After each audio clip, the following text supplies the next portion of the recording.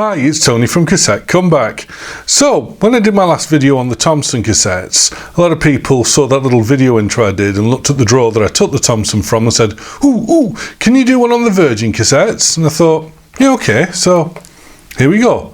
A Virgin Ferric. Now, I'm not going to go into the history of Virgin. I mean, you guys know Virgin, Richard Branson's company, you know, record label, started out by publishing Tubular Bells by Mike Oldfield, and then they were the ones after EMI dumped Sex Pistols, published Never Mind the Bollocks, here's the Sex Pistols, you know them, and then he flew into literally airlines and Virgin Megastores and countless other things, even Coca-Cola at one point and vodka. But anyway, very, very varied business. So it's, you know, you do music publishing, you've got Megastores, so chances are, you know, you might as well sell blank tapes as well. So this is a Virgin blank tape.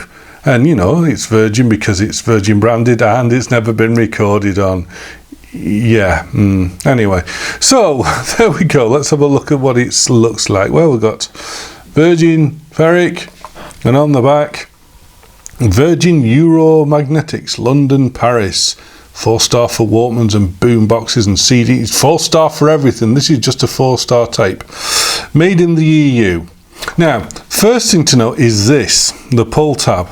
See this bit? Yeah, this is very BASF. So, could this be a BASF tape underneath it? I mean, this has got to come from this millennium. I don't think this is a 90s tape. This is a getting towards the end, I imagine, type of tape. But yeah, now, before I go any further, I've actually got 4 of these here.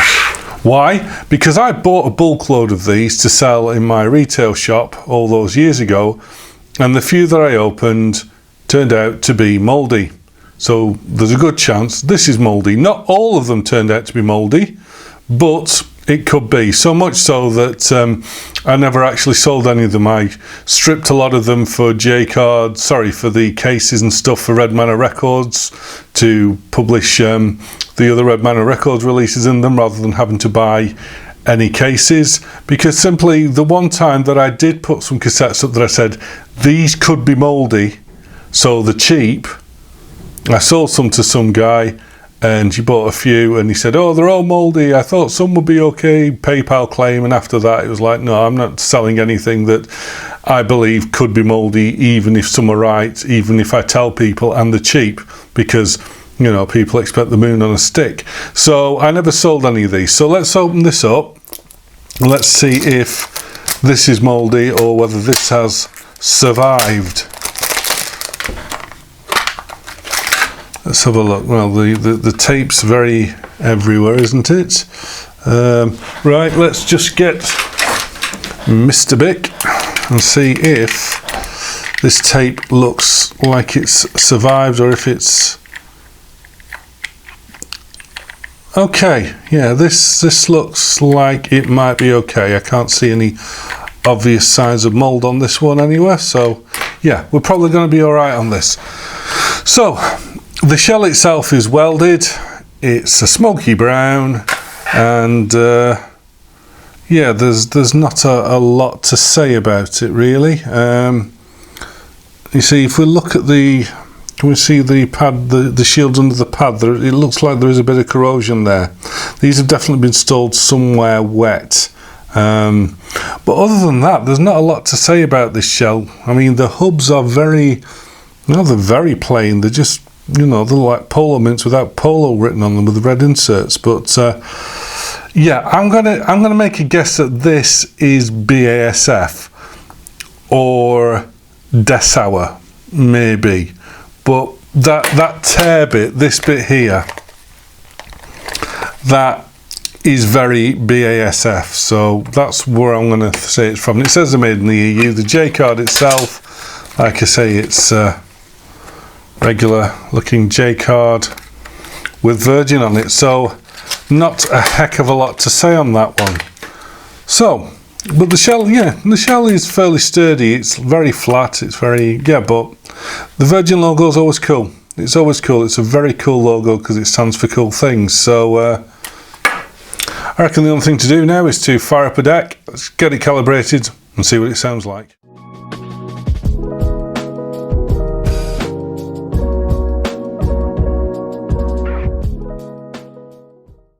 Okay, so I'm going to use a Dragon for this one because I haven't used the old boy for a while, and yeah, I do kind of miss it, even though I'm thinking I probably will sell it sooner rather than later. While I've got it, I'm going to enjoy it. So here is the Virgin cassette. I've forwarded it a bit to the middle just because I am still a bit paranoid about these being mouldy, but I've done a bit of a test. This one isn't mouldy, so if I just put it in, I've already calibrated it up, but I'll just show you how stable it is, so bear with me. Here come the test tones. So yeah, actually no test tones because I've not recorded the audio out of this yet. So that's fine. And the bias, just like the NAAC kick in, it's just a little tweaky weaky, but the tape itself, as you can see, is pretty stable, so this one hasn't succumbed to the mould. This one is a decent one, so we're all happy on that one. So let's play some music through it. Now this one is, I've gone backwards in time in the YouTube audio library and searched from the oldest, and I've come across some from a guy called Gunnar Olsen, and they're really good, even though they come from 2014. So we're going to use this one now. Now this is going to be recorded around about 3, but watch the meters. I might try and crank it a bit. Let's see how far we can push this tape, but if it starts sounding rubbish, I'll bring it back down to 3 again. But yeah, this is Gunnar Olsen with Fly High.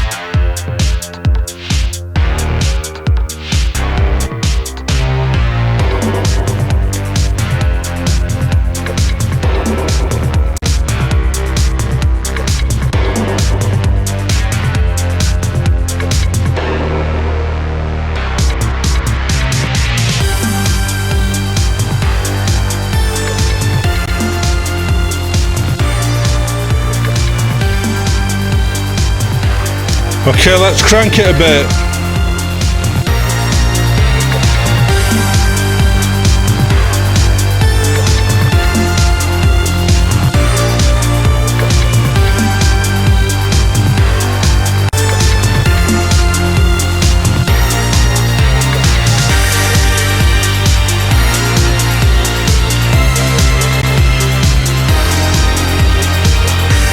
Okay, let's turn it down a bit.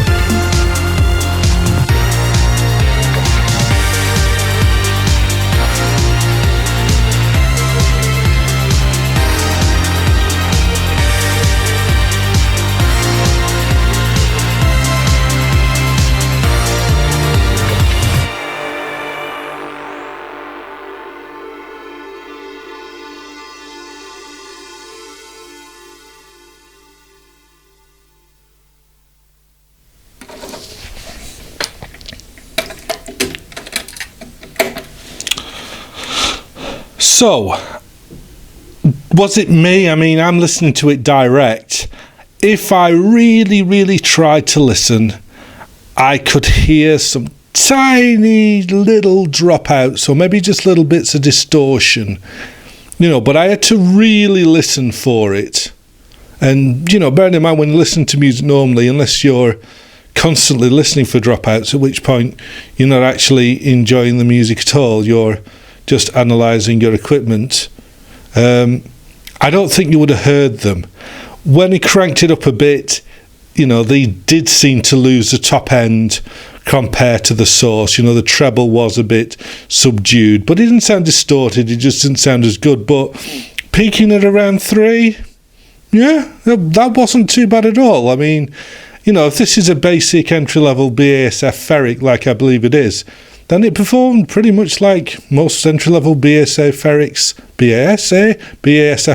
did when they were new, and also the older iterations. Incidentally, I keep getting comments whenever I mention BASF, and people who are German, and they say, no, it should be BASF. No, if you want to look at the English advertising of the day, it was pronounced, in England at least, BASF. So that's why I pronounce it that way. Okay? The truth.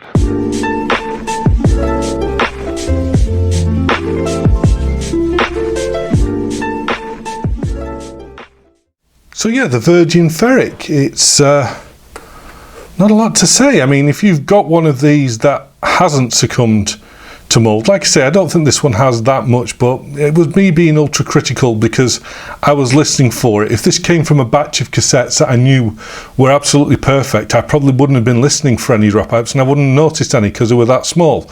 But that's what they say, perception is more important than reality. So back in the day, this would have been a very smart purchase, and if you can get them now, they're a smart purchase as long as, like I say, they have been looked after. They perform like a good BASF Ferric should, especially the late ones, which were pretty good as well. Unless, like I say, I just have this nag it could be Dessauer that made this, but it's that tear strip. That's the BASF tear strip. But anyway, I digress. But more than anything else, what I hope videos like this show, in case you haven't heard this in one of my other videos, is that the smart money nowadays in cassettes is in buying the best deck that you can.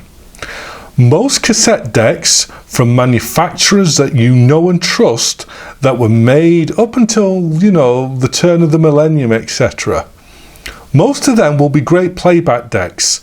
Being a great playback deck isn't an amazing talent, because the thing is, the recording of the cassette is what makes a great cassette, what makes a great recording.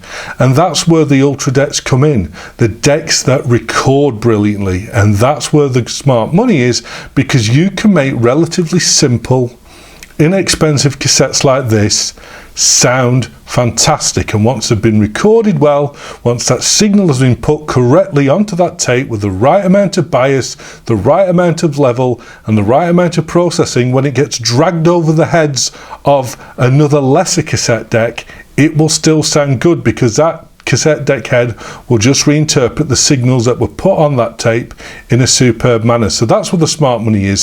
Stop feeding your low-end two-head decks with Type 2s and chromes. Save your Type 2s and chromes and metals, of course. Save up. Don't be tempted to spend 100 quid on 5 cassettes. Save up some more. Get yourself a really good 3-head deck from a brand that you trust, and you can make superb recordings on more plentifully available cheaper cassettes like this. It's as simple as that. So thanks very much for watching. I need to point out to you that, again, Cassette Comeback UK may have ceased trading, but I was talking with Tony Cruz and he was giving me a bit of a guide through his cellar, because he can still get cassettes in Canada and he's got some great stuff in at the moment. So if you're in North America, or any part of the Americas actually, go to cassettecomeback.com and have a look at what he's got. He's got some great stuff. And you also need to give him some love, because he's sending me a little care package with some cassettes I haven't reviewed in there, free of charge, for me to have a look at them for you. And there's some goodies there. So go over to cassettecomeback.com if you're in North America and give Tony some love. And even if you're not in North America, buy enough. The shipping rates aren't too bad, because Britain, Absolute desert for decent cassettes at the moment, hence why I don't trade anymore. So thanks very much for watching. If I could just ask you again, there's 20,000 of you subscribed here, and I put a post in my community forum. If you could just go over to my YouTube channel, Tony's Toy Chest, and subscribe to it. You don't have to watch the videos, you don't have to be alerted when they come in, it's just at a certain level in YouTube you can unlock features, and I can't do that without subscribing. So there's 20,000 of you here. If 5% of you could just do that for me, because I don't ask for a Patreon, I don't ask for donations, I don't ask for any money whatsoever from you to do these videos. So if I could ask you kindly just to go over and click the subscribe button, and that's it. You don't have to do anything else. It'd be much appreciated. Alright, thanks very much for watching. Take care and happy taping. Bye bye.